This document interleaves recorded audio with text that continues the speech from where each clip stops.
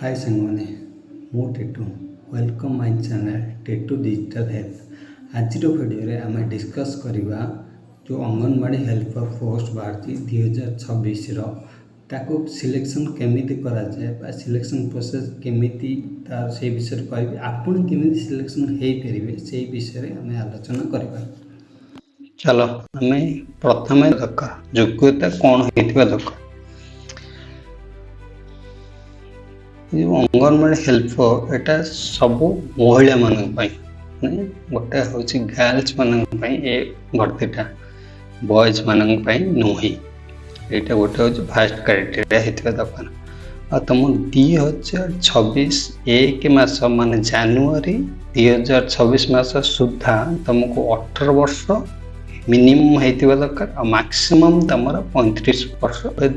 आवेदन करे जी आवेदन करेंगे से जो गाँव बासिंदा होते तुम से गाँव लोक होता दरकार मान रेसीडेट तुम से गाँव होता दरकार। जब भावुं से गाँव में एजुकेटेड लोक नथिबे कौन करा ना पाख गाँव रु चयन करा पाख गाँव भी नथिबो कौन करा ना सेठी पंचायत होल पंचायत अंडर जो गाँव से चयन करा जो गाँव वार्ड मेंबर आ पंचायत जी सरपंच मिसिकी चयन प्रक्रिया करें करा जाए ना तुम +2 रे पास करते जब ये लोक 80% एक्स्ट्रा मार्क मिले ये अनुसार तुम एडवर्टाइज देख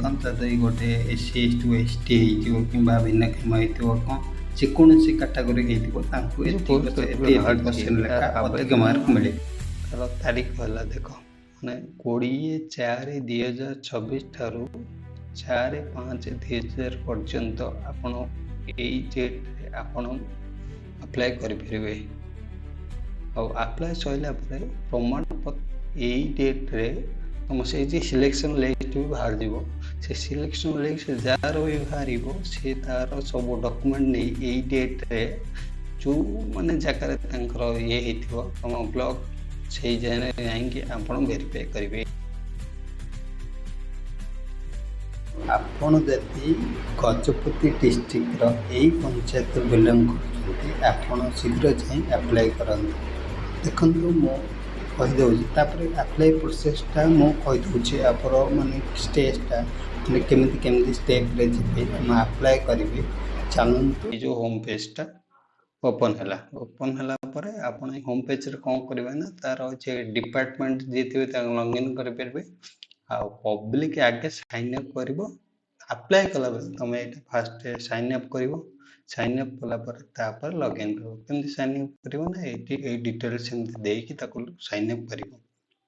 फास्ट ने लास्ट नेम यूजर आईडी गोटा यूजर आईडी केम लिखो ना तुम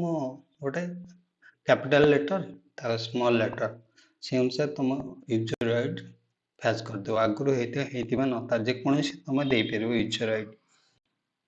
पासवर्डटा तुम ये क्राइटेरिया अच्छी जो पासवर्ड मोस्ट है कन्फर्म कर कन्फर्म कलापर मेल आईडी दब मेल आईडी देकर साइन अप हो साइन अप साइन अप कर फास्ट लॉगिन कर लॉगिन कले डॉक्यूमेंट सब दे अप्लाई हो ओके अप्लाईटा डाउट अच्छे तुम मत डाउट को कमेंट करूँ मु डाउट देखी तुम आंसर देदेवी।